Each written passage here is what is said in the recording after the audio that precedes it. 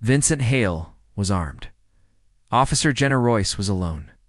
And in the final 10 seconds of their deadly standoff, she begged him not to shoot just before pulling the trigger herself. What happened inside that darkened house on Sycamore Lane wasn't just another police call gone wrong. It was a volatile collision of secrets, trauma, a desperate fight for survival that ended in one man's death and a haunting discovery that would leave everyone questioning what really happened that night. Titled Police Fatally Shoot Man After Cop Begs Him Not to Shoot Her.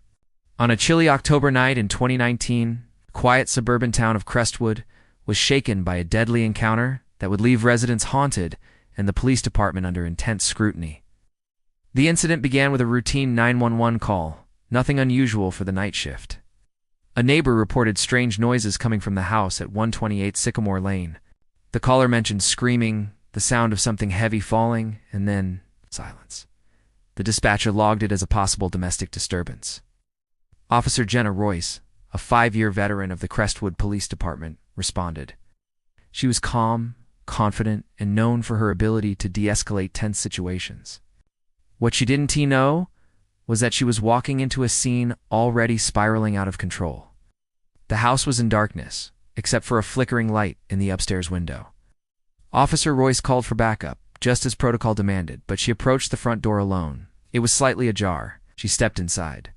What followed happened in a matter of seconds, but those seconds would later be picked apart frame by frame from her body camera footage.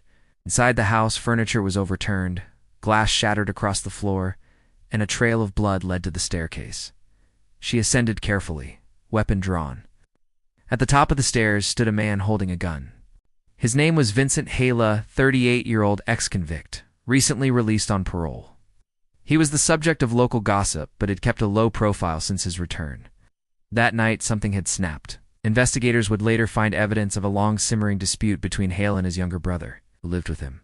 Text messages, angry voicemails, and finally, signs of a violent altercation in the house. The brother, Eli Hale, was nowhere to be found when Officer Royce entered. Only Vincent remained, and he wasn't planning to surrender.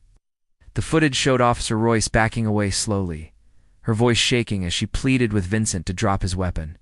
Her hand trembled slightly, and her body shifted as if ready to bolt, but she didn't. She stood her ground. Then, without warning, Vincent raised his gun. It's here that the twist occurred, one that would later cause confusion and spark controversy. As Vincent lifted his arm, a second figure burst from the hallway behind him. It was Eli, bloodied and bruised, but alive. He lunged at his brother in a last-ditch attempt to stop him.